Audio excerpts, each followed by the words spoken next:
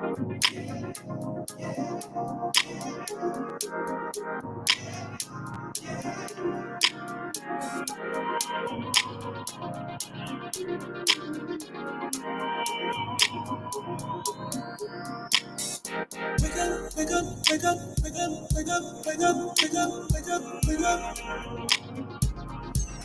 been sleeping too long. We've been sleeping too long. Wake up, wake up, wake up, wake up, wake up, wake up, wake up, wake up, wake up. We've been sleeping too long. We've been sleeping too long.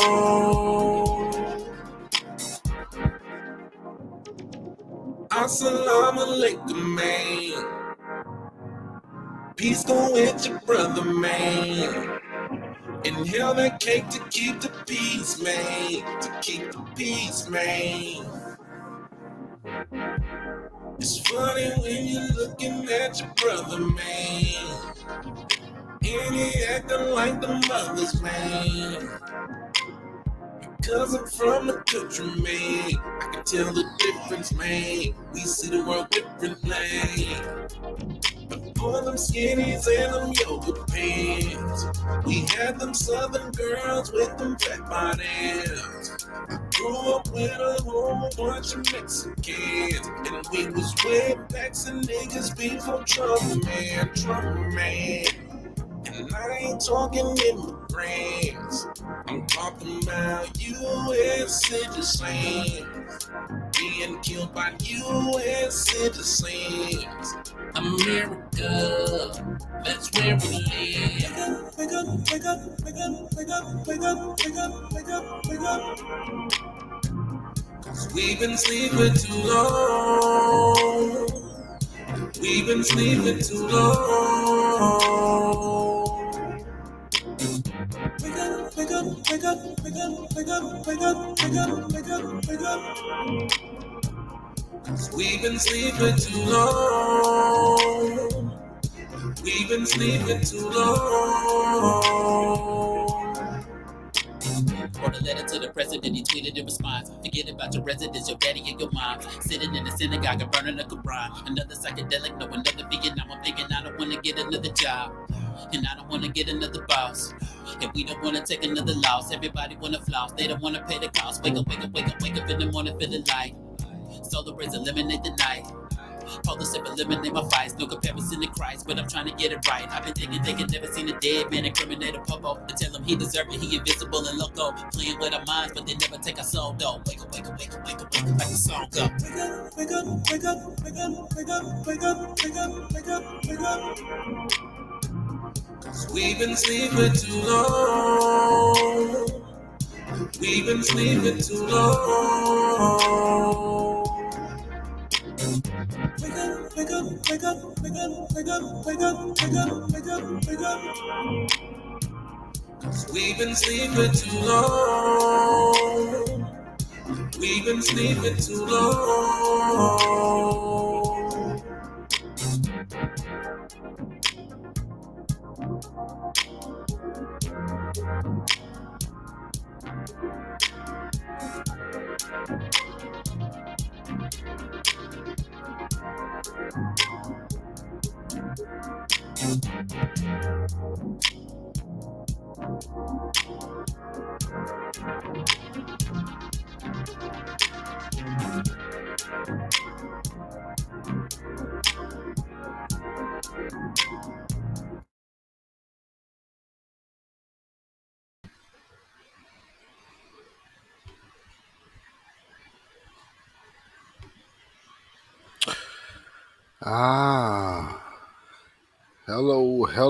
Hello.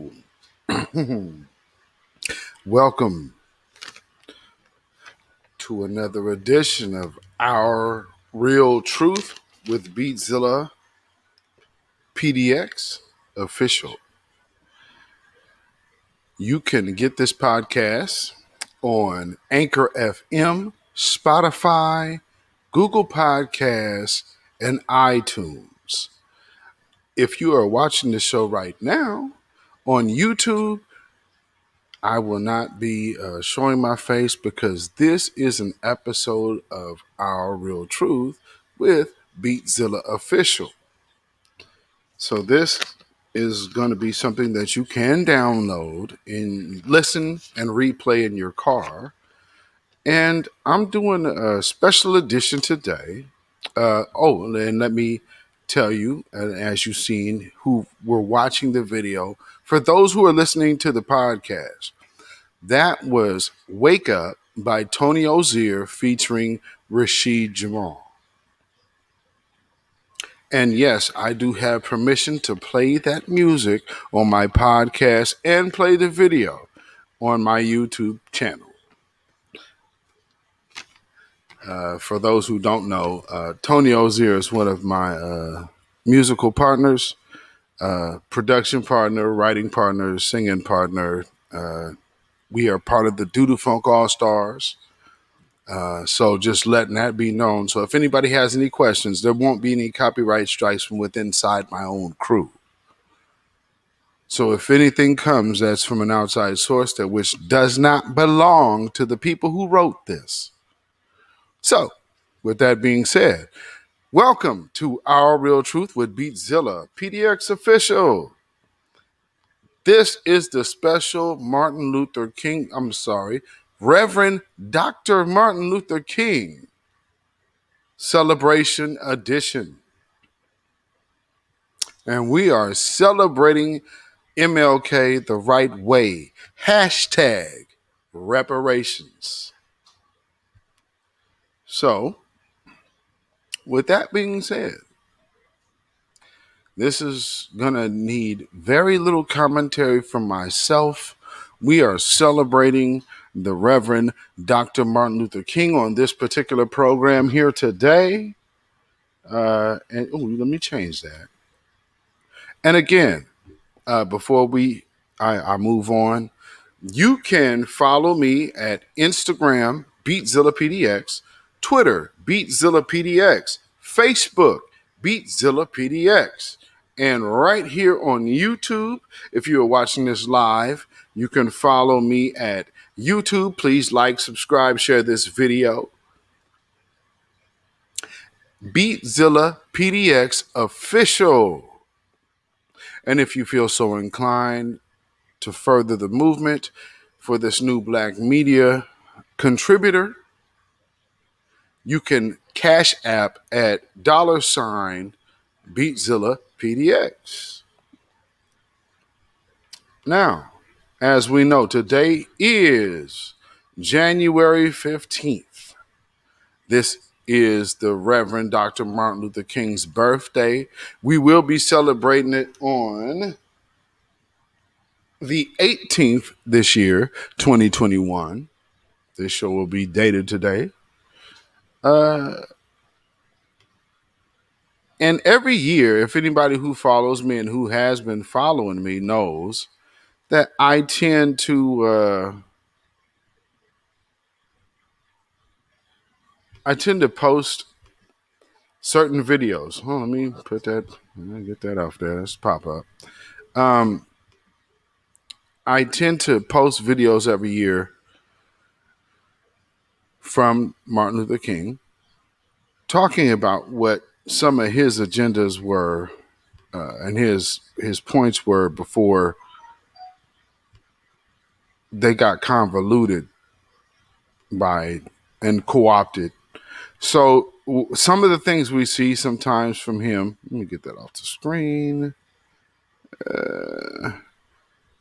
Some of the things we see from him, which mainly is I have a dream. We hear that speech often, which isn't anything that should be the main focal point because that really wasn't his agenda. Now, with that being said, it's kind of hard for people to understand who this man was because his own people don't control the narrative. However, there are videos that you can get online and which will tell you and let him speak for himself to just let you know who he is, what he was about, what he represented, and what he represented for foundational Black Americans. Because remember, at the time that he was doing his thing, it's because of him and the movement that he died for that provided a lot of immigrants to come over here by the masses. So, with that being said, this man is a foundational Black American, and he knew who he was first. So, let's see if we can get this over there. You see this man here? This is who we're celebrating today. And let's see what he has to say. So I was led to nonviolence for deep moral reasons. Now, there is no doubt about the fact that in our struggle in Montgomery and all over the United States for that matter, nonviolence is also practically sound. It would just be impractical for the Negro to turn to violence. He has neither the instruments nor the techniques of violence. We are about 10 or 11% of the total population of the nation, and I would say we're about 1/10 of 1% of the firepower. So it would just be totally impractical and unwise and unrealistic for the Negro to think of violence. Well, I saw this in the beginning in Montgomery, but this wasn't the basic reason that I turned to nonviolence and that I believed in it as a philosophy.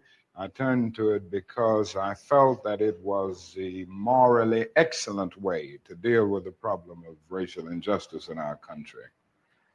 Is there something about nonviolence that made it, and I use that in the past tense, that made it more useful among Southern Negroes than the ghetto Negroes of the North?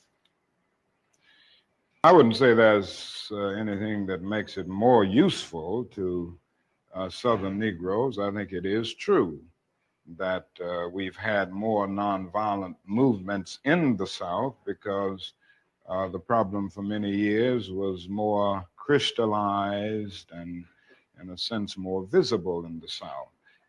We didn't have many civil rights activities on a massive scale in the North until 3 or 4 years ago.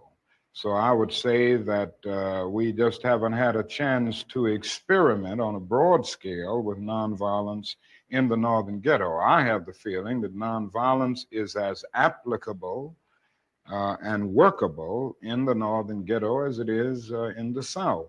There's a larger job there.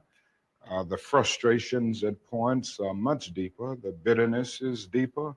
And I think that's because in the South, we can see pockets of progress here and there. We've really made some strides that are very visible, and every Southern Negro knows that he can do things today that he couldn't do 4 or 5 years ago. Wherein in the North, the Negro sees only retrogress, and he doesn't find it as easy to get his vision centered on his target, the target of opposition, as he does in the South. Consequently, this is made for despair and at many points cynicism, a feeling that you can't win. And it simply means that we've got to develop in the North a massive job of organization and mobilizing forces and resources to deal with the problem in the urban ghettos of the North, just as we've done it in the South. Well, in the South, particularly in Alabama, you had visible villains: Jim Clark, Bull Connor, cattle prods, police dogs. But in the North, you don't have those visible villains.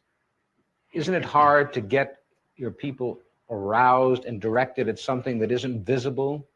Well, that's exactly right. And this is what I was saying when I said it's harder to see a target.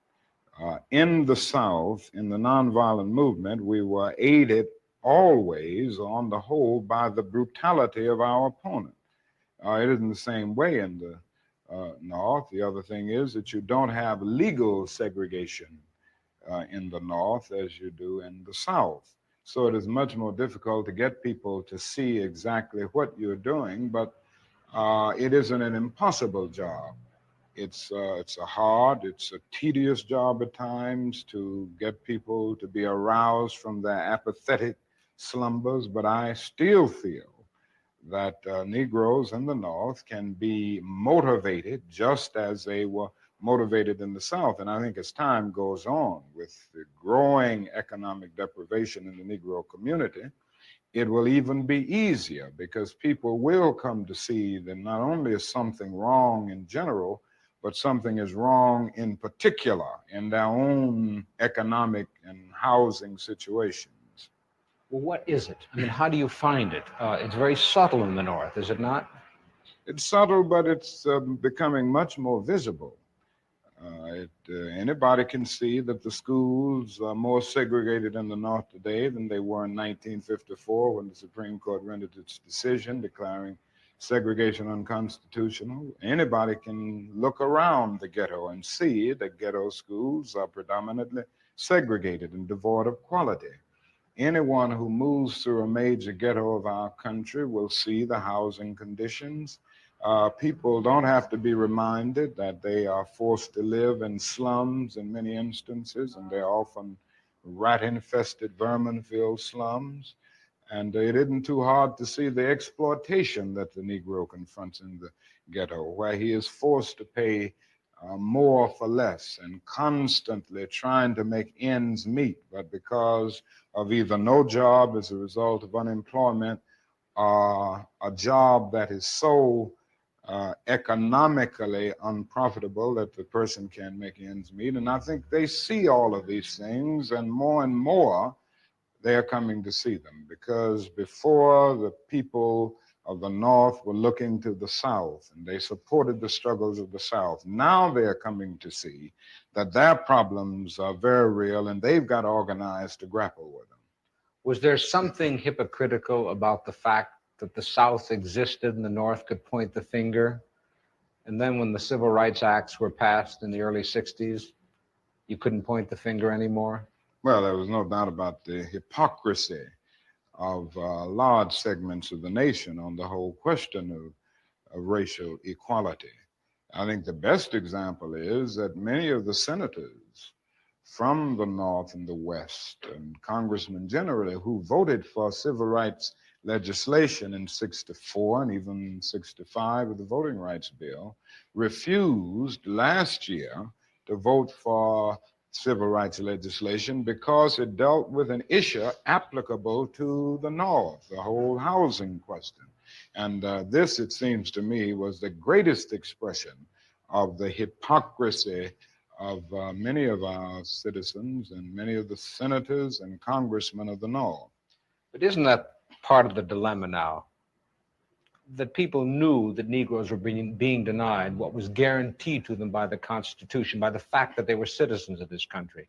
Then when they were given those rights, do you feel the white community said, well, we've given them all that we have, now it's up to them?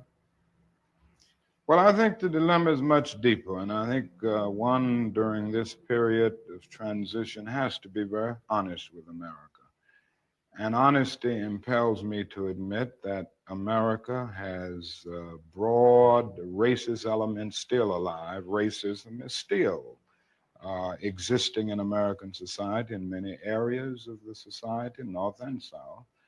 And the other thing is that there has never been a single, solid, determined commitment of large segments of white America on the whole question of racial equality. I think we have to see that vacillation has always existed, ambivalence has always existed, and this to me is the so-called white backlash. It's merely a new name for an old phenomenon. I see the white backlash as a continuation of the same ambivalence and vacillation of white America on the whole question of racial justice that has existed since the founding of our nation. I think the other thing that we must see at this time is that many of the people who supported us in Selma, in Birmingham, were really outraged about the extremist behavior toward Negroes. But they were not at that moment, and they are not now, committed to genuine equality for Negroes. It's much easier to integrate a lunch counter than it is to guarantee an annual income, for instance, to get rid of poverty for Negroes and all poor people. It's much easier to integrate a bus than it is to make genuine integration a reality and quality education a reality in our schools. It's much easier to integrate even a public park than it is to get rid of slums. And I think we are in a new era, a new phase of the struggle, where we have moved from a struggle for decency, which characterized our struggle for 10 or 12 years, to a struggle for genuine equality. And this is where we are getting the resistance, because there was never any intention to go this far. People were reacting to Bull Connor and to Jim Clark rather than acting in good faith for the realization of genuine equality.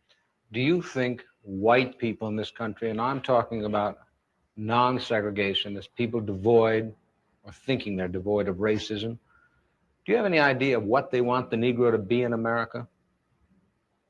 Well, it depends on the level that we are talking here, because I think you have to make a distinction between the people who are genuinely and absolutely committed in the white community on the question of racial equality. And I must confess that I think they're in a very small minority.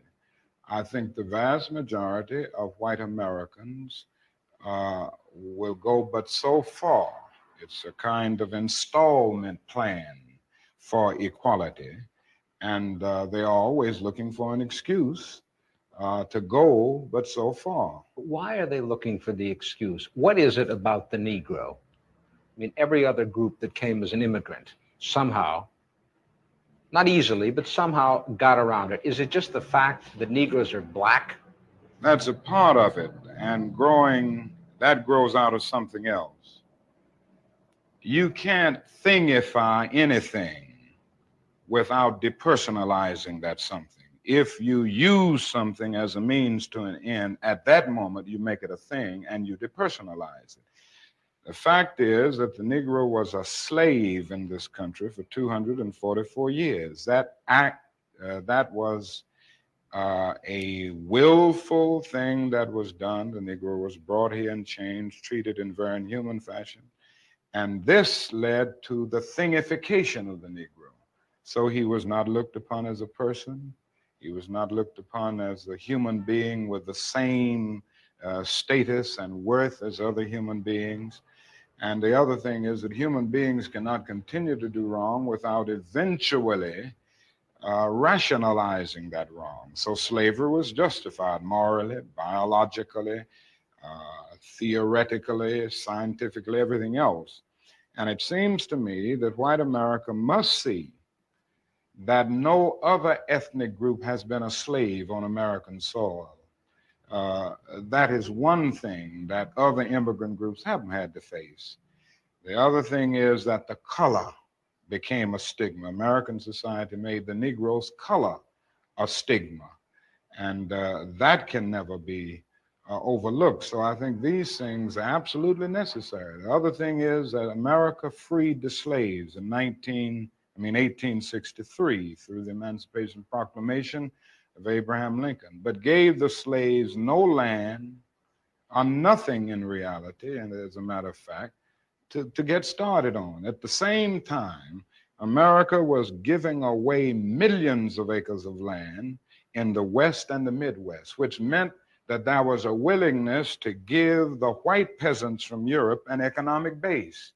And yet it refused to give its black peasants from Africa, who came here involuntarily in chains and had worked free for 244 years, any kind of economic base. And so emancipation for the Negro was really freedom to hunger. It was freedom to the winds and rains of heaven. It was freedom without food to eat or land to cultivate, and therefore it was freedom and famine at the same time. And when white Americans tell the Negro to lift himself by his own bootstraps, they don't look over the legacy of slavery and segregation. I believe we ought to do all we can and seek to lift ourselves by our own bootstraps. But it's a cruel jest to say to a bootless man that he ought to lift himself by his own bootstraps. And many Negroes, by the thousands and millions, have been left bootless as a result of all of these years of oppression and as a result of a society that deliberately made his color a stigma and something worthless and degrading. Apart from wanting to live better, which all of us want to do, to raise one's children in a better way, to be better, does the Negro in America know what he wants to be?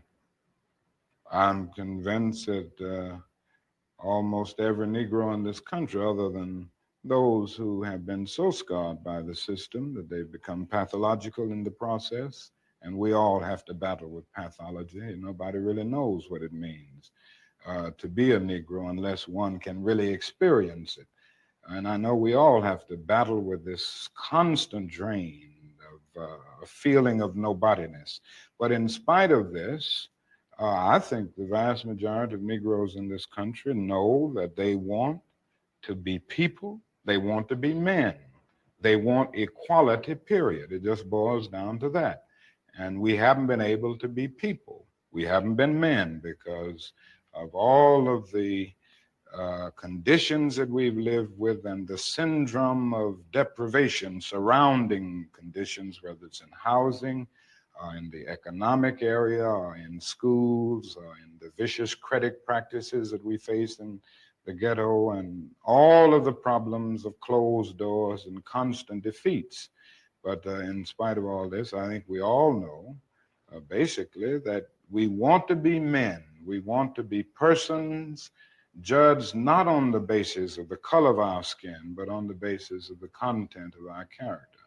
But you know that many young Negroes don't want anything that smacks of the American white middle class. But do they want something that smacks of whatever is the black middle class? Or do they just not want bourgeois values, which after all, are the basis of this democracy? Well, I think we have to see what they are saying. I would be the first to agree that integration does not mean giving up everything that has an Afro-American taint, so to speak, a background. I think there are certain unique things within any culture and certain cultural patterns that when you get to the process of amalgamation can really lift the whole culture. And it seems to me that integration at its best is the opportunity to participate in the beauty of diversity. I think the other thing that we've got to see is that these young people are saying that there must be a revolution of values in our country. As Jimmy Baldwin said on one occasion, what advantage is there in being integrated into a burning house?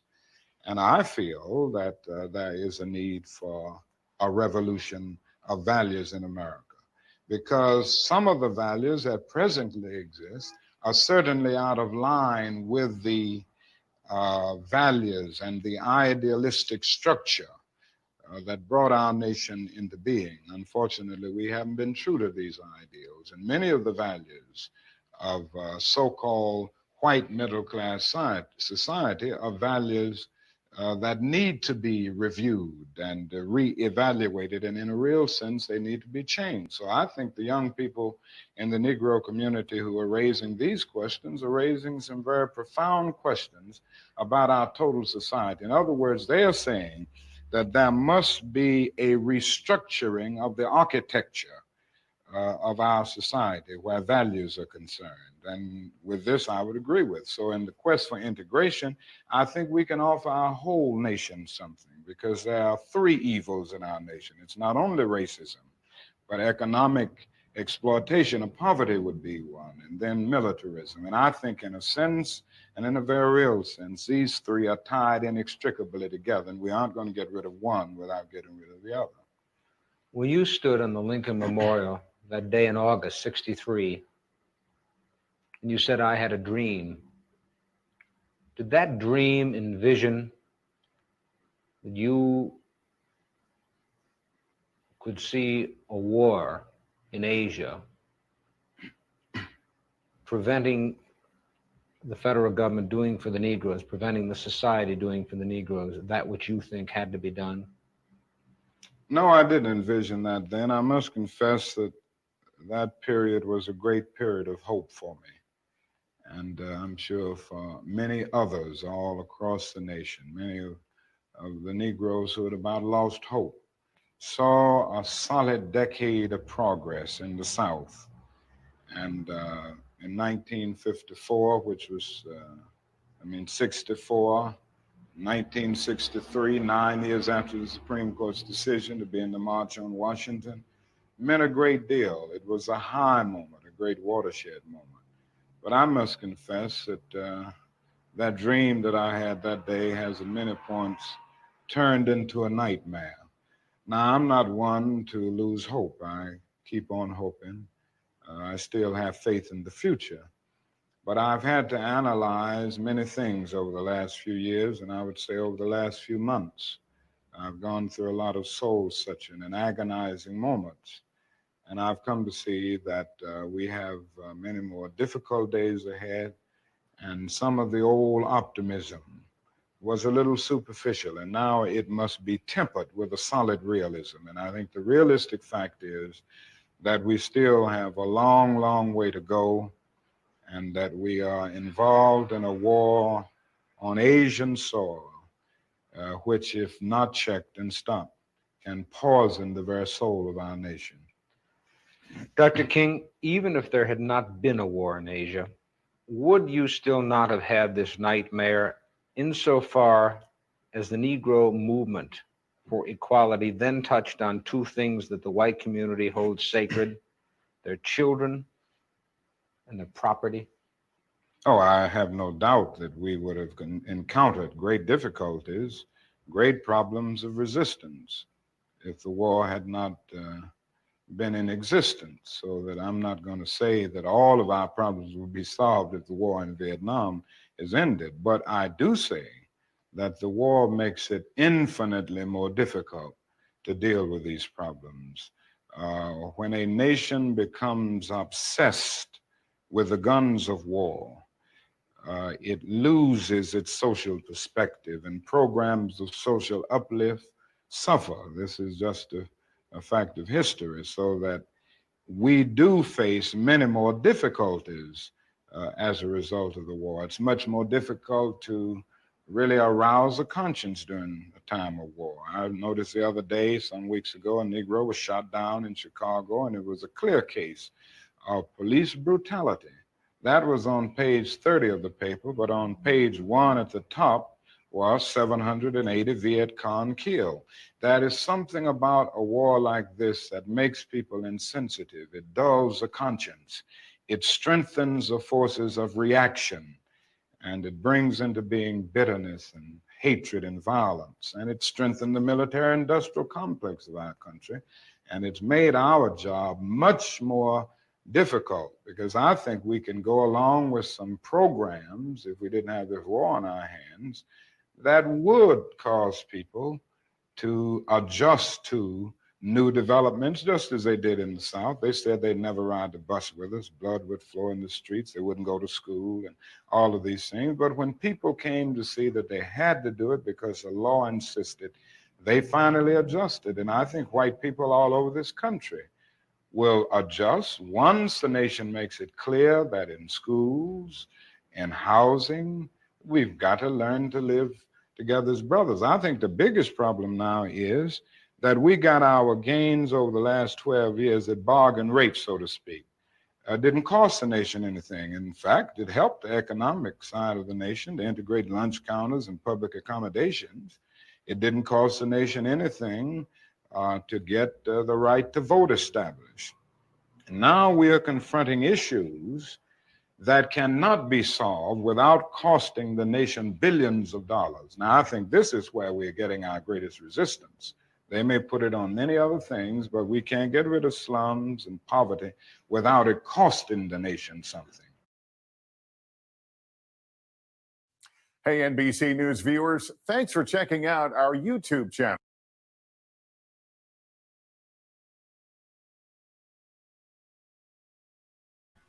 Okay.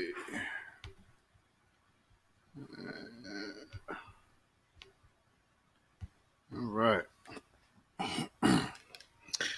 Well, quite a bit to talk about in that. So I'll try to get through it quickly. Whew. So, in celebration of Dr. Martin Luther King, we heard him in his own words, which, whew, yeah, that's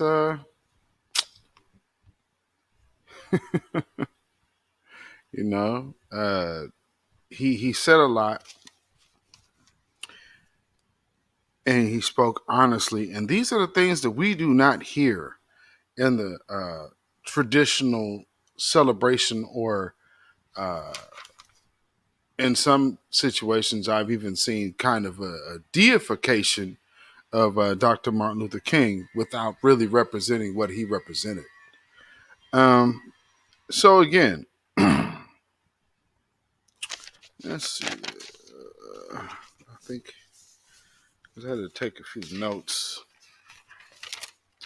Again, this is the Our Real Truth with BeatZilla official podcast.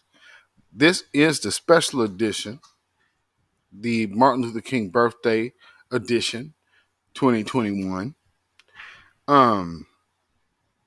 Something that he mentioned is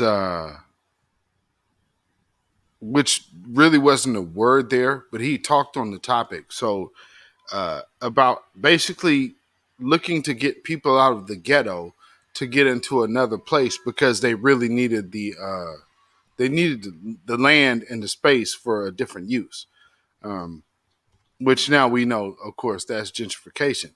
So they pushed these people and gave them incentives and saying, hey, look, we got these new places that are so much better than the ghetto that you live in.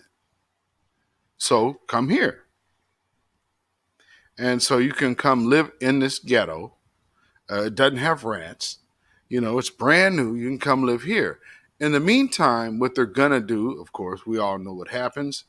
They're going to do what they call urban renewal.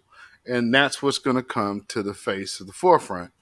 While they move all the people who are on public housing and in the ghettos and who are completely impoverished, here's a hand up, move on to the outskirts where you'll have no value.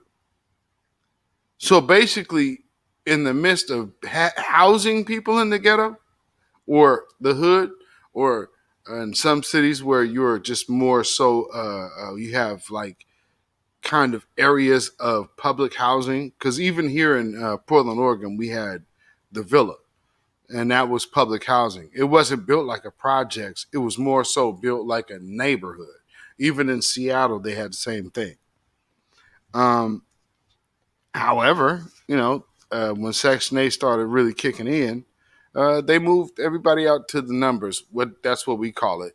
And I think in any metropolitan city, you would be able to consider what we call the numbers here, moving someone out to the sticks, to where we previously would never be. But they somehow made provisions for a little enclave of poor black folk. Because again, he's talking about black people. He's not talking about everybody. That's another thing I want to make sure that people take note of. Look at who he was speaking for and about. That was one particular group. He understood. We have allies, but at the end of the day, we also are our group. And it's okay to be our group because we are experiencing something together as a national family. And this is something that has been commissioned against us by the government, to which has us in their possession. So I don't know how anybody around the world can ever get upset at the fact that we're calling ourselves foundational Black Americans. We call ourselves Israelites. Some people call themselves Muslims. All followers of the Most High in their own right. I won't get it deep into that, but just letting that be said, like, look, We know we all come from the same situation, however you want to religiously identify or nationally identify. Some people understand. We do have lineages, and they know we have lineages, and they definitely put that work in on our lineage against it. And this is a system that has been developed to do so. Now, as the housing situation goes on, you're housing people outside and you're putting them in the sticks to promote gentrification. Something he just mentioned was about how the liberals are part of that situation. So the people to whom now would represent uh, maybe feminism, intersectionality, that crowd, pushing LGBT over the actual identity of yourself, which is who you are. You did not come from an LGBT. You came from a black woman and a black man. Don't let them people convolute your mind. You understand what it is. Whatever choice you do sexually and who your preference is to be with in life, that is your choice. But do not convolute the two people who made you. There is no intersectionality in that. So that means it can't exist. Just got to accept reality. This man understood it. But you know what? I catch so many people using that under his name. You just heard him speak totally against that. Totally against that. No getting around it. That's his words. I can't lie. You cannot say I made it up. That was him speaking himself. And then also, with that intersectionality, he also kind of went into the intricacies of the hidden leftist racism that comes with that. So, yeah, you're not a rah, rah, rah. I'm going to walk on the Capitol and I'm going to do this with my Confederate flag. Yeah, you may not be doing that. However, that's your brother.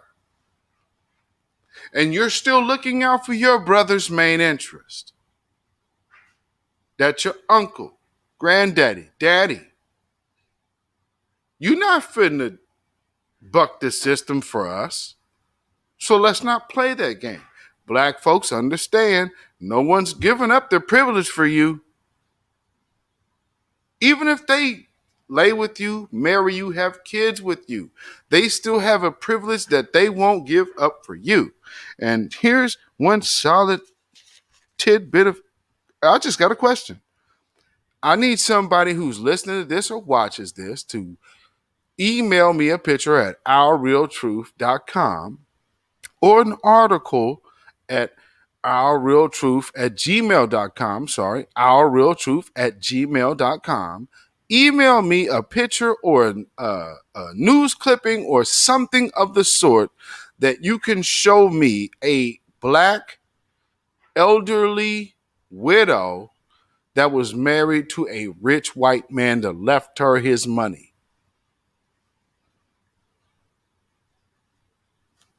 That's what he was alluding to about that leftist racism.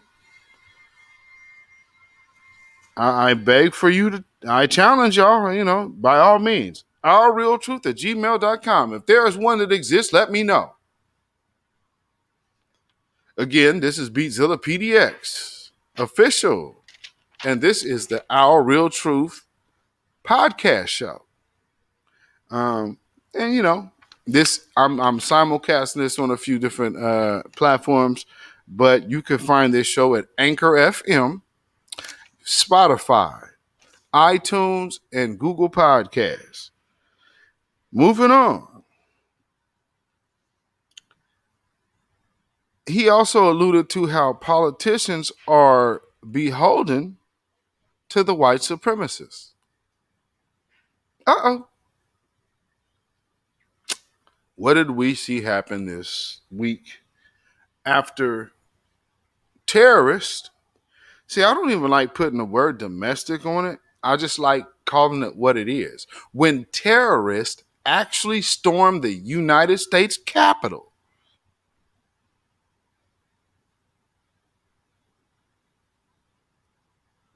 people getting house arrest who came to plan to zip tie, who I suspect, and that's just my personal opinion, I suspect was there with them zip ties to get these who they call the squad.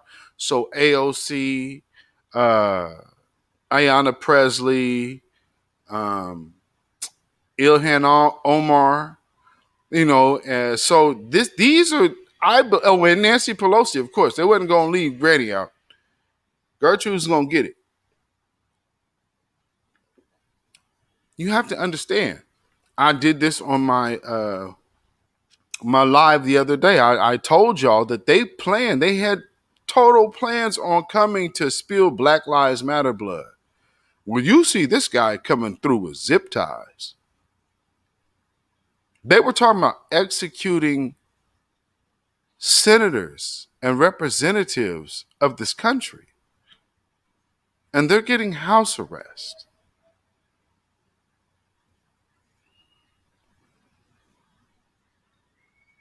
Was Martin Luther King wrong when he was talking about how these politicians are beholden to white supremacists?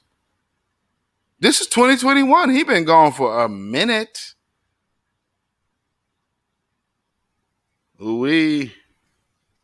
But he also talked about um, how, like, basically the spirit of the John Browns, that those are few. Although they come out and you could see many faces that present themselves as they are of that spirit of John Brown. If you don't know who John Brown is, go look him up, go do your diligent research and be part of this movement. Do not wait for someone to grab you by the hand and tell you who someone is who you need to know. You just heard me tell you his name. Go research it. Be part. Don't be a spectator. Also, he also mentioned about how the game was using two sides against each other. So you scapegoat one for the other. So for the people who could talk like John Brown, but don't really have the fortitude or the commitment, but they speak it, they'll just really sit there and scapegoat for the other side and say, well, it's the Republicans. The Republicans stopped us from doing something for you. The Republicans stopped us from getting you police reform. The Republicans stopped us from you for getting justice for you being killed and murdered in the streets unarmed. Sidebar: the one entity that goes unchecked and has a huge role in how black people are perceived, mainstream media.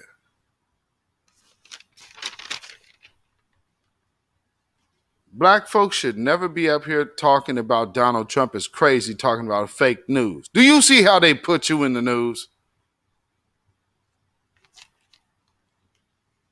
You should be the first people talking about fake news. Do you see the examples that they have used of us? Come on now. I'm just saying. Whew. The things we could do that we don't, that we should. And again, I just look at it like it's time to wake up as a community and as a family. We see the writing on the wall. This place has no love for us. It's no mystery. We don't need to act like we're playing a guessing game here, because we're not.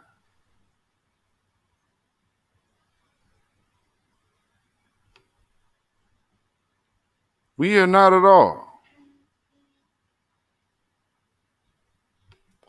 So hopefully, I just would hopefully assume that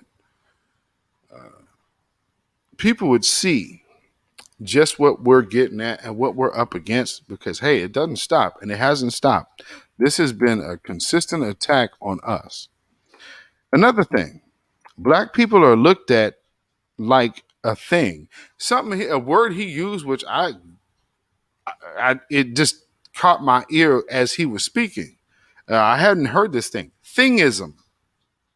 Black folks are looked at as a thing, or in the mind of or spirit in thingism. So like we're not really looked at as actual people, and people do hold on obviously to that.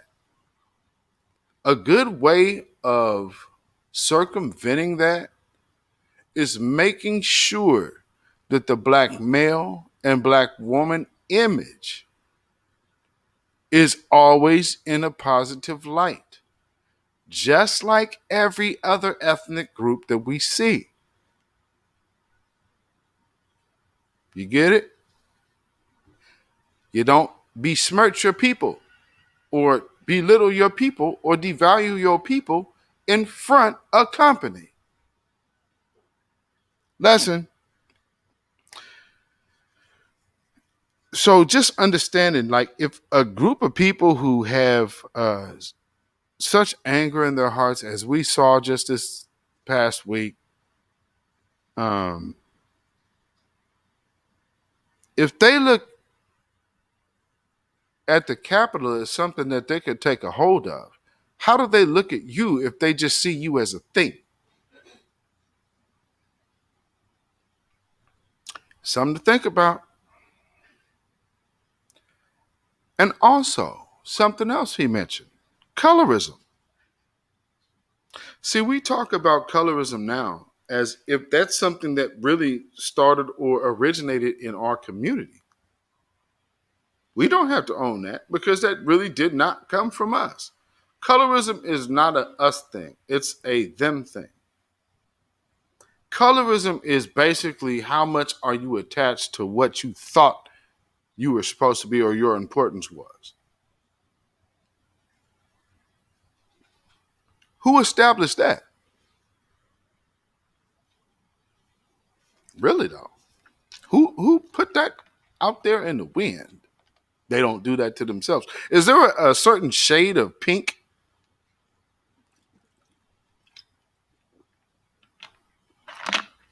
No. Is there a certain shade of Asian? Is there a certain shade of Mexican? When it comes down to black folk, remember, we are the group of people who have been in a system under complete subjection. We weren't colonized. We were completely conquered and ruled. No one stands in our shoes. We are us and us alone. Own it. Yeah, they got us. Stop running from that. They got to win on us. Is that going to change who the hell you are?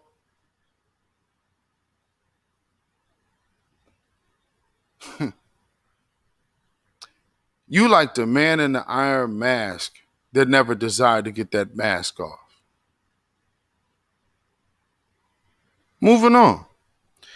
He also talking about controlling the narrative.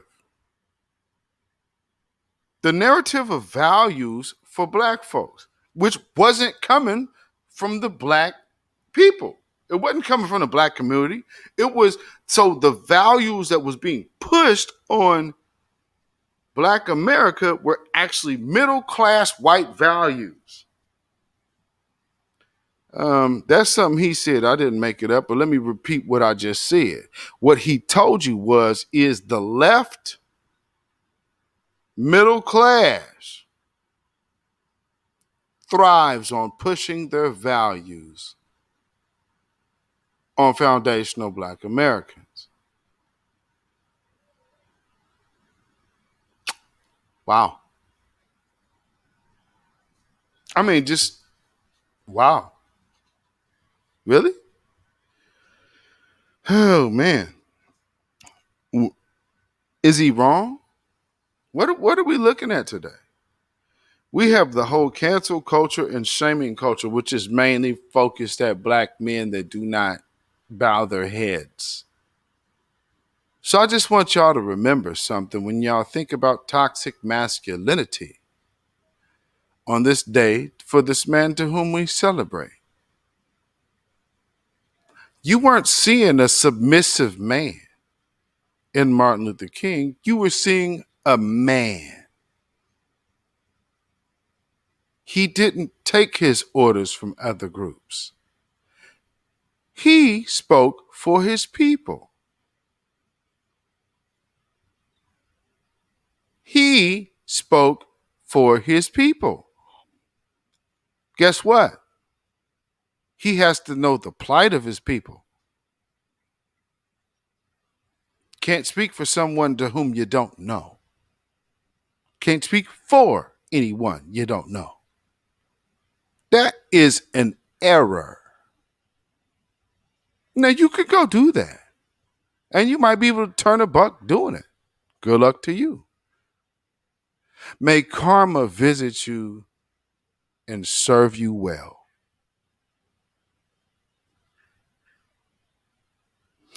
Next, superficial optimism.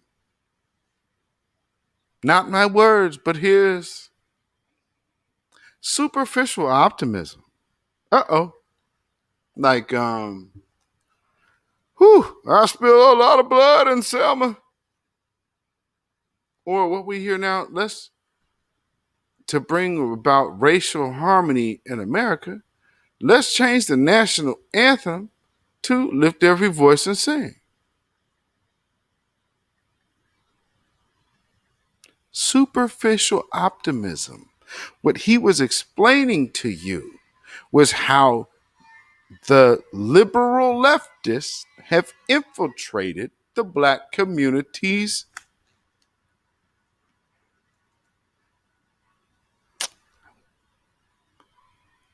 principle system.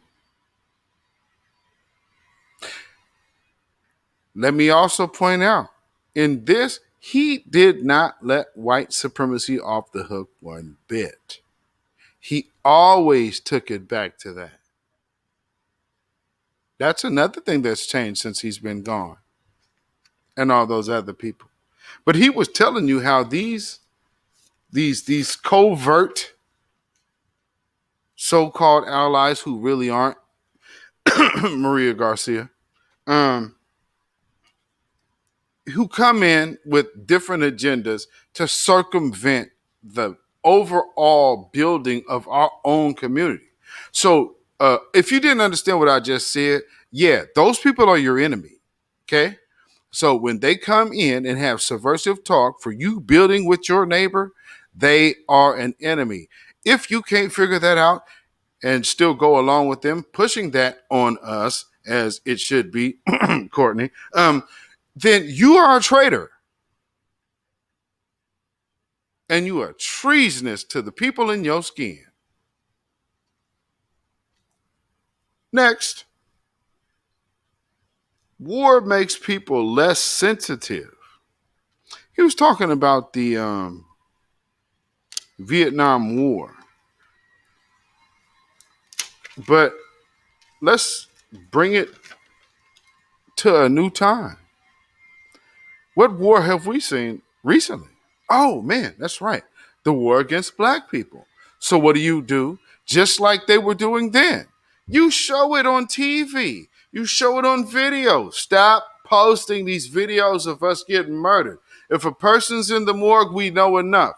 We never needed that. Latasha Harlan was murdered. Yeah, it was video of it, but best believe it didn't take no video for them to get that store out to paint. Stop posting all that bullshit. We've seen enough death. Do we need to be sensitive or less sensitive to the viewing of our own death at the hands of our oppressors? Stop posting that crap. Post a story. But I'm tired of seeing our people getting shot down by people who are still living. If you ain't doing, no, I ain't going to say nothing about that. I'm just going to say this. Stop posting these deaths. That's insane. We've seen enough. We know the person is dead. Their families, and we don't need to see the blah, blah, blah, blah. Please. We are at a point now to where we know what's happening. And I'm going to say this again. Black folks, if you have a family member who is going through a mental crisis, do not call the police to come rectify it.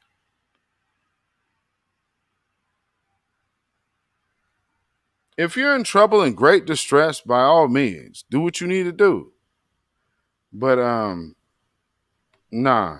Let's not call the police on Pookie's mental episode. Because they're going to come blow Pookie away. And that's not what you want. I've seen this happen. And that's why I don't even watch this stuff no more. Because it's just ridiculous. Like, oh, my baby. Do not call the police on your family members. I hope I'm stressing this enough. Keep hope alive. Look to yourselves. I think too many people want to intersect. And when you want to intersect, you see the first part of that enter part is cutting something else out. Who you cutting out? Oh, let me help you understand. Your own. This message goes to the entire community. If you want to keep the dream alive, stop speaking negative on your own. Start conducting yourself like you got some sense. Stop falling for every challenge that over-sexualizes our women. Stop going for challenges and talking to people outside of your community with incriminating evidence on someone else.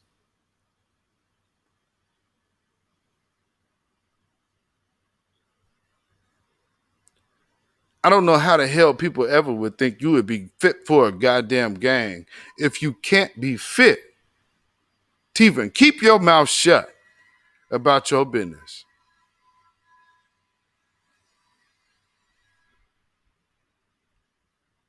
And with that,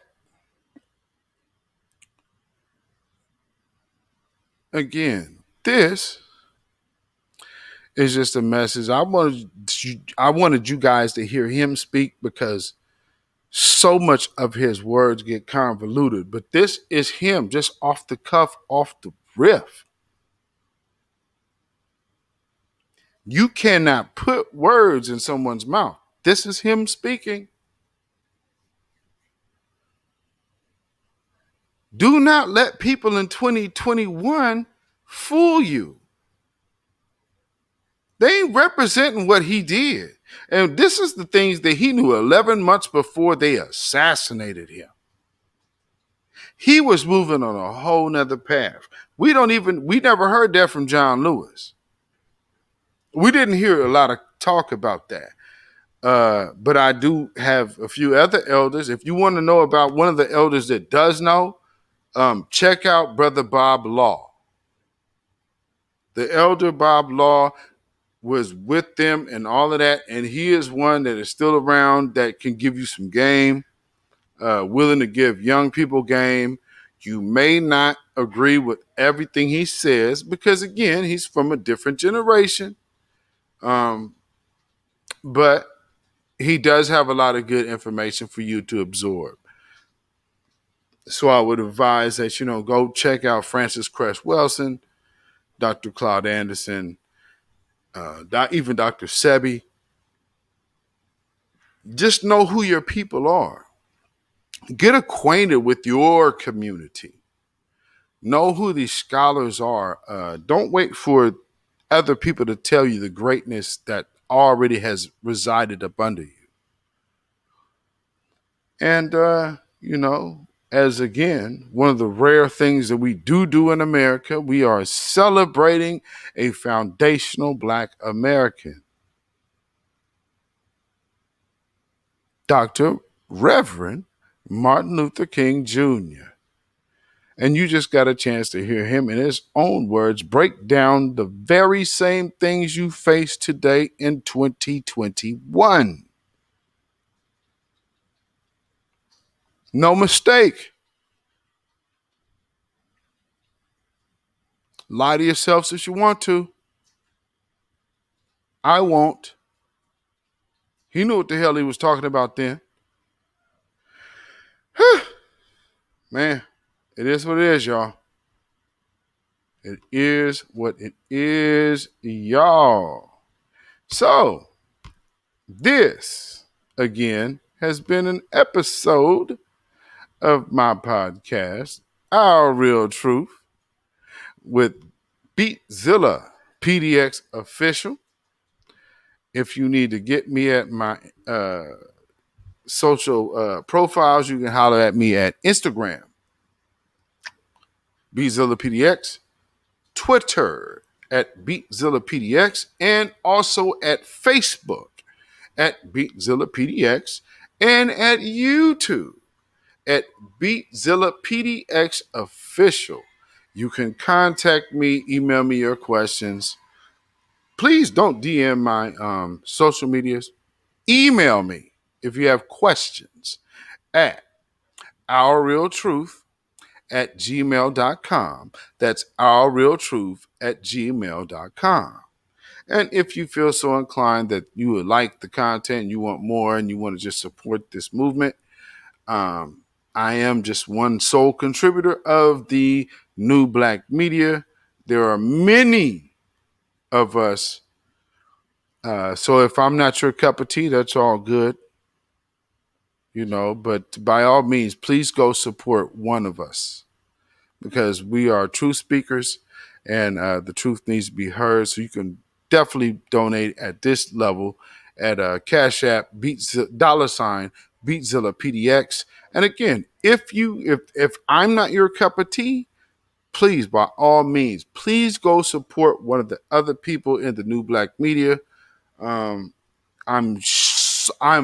absolutely certain, and I guarantee you will find somebody that relates with you, giving you good information, giving you truthful information, and hopefully edifies and starts opening your eyes to new things, new ideas, and then you'll even want to get activated and be a part of some capacity. But at this level, you can always contribute. So if nothing else, you can always do that.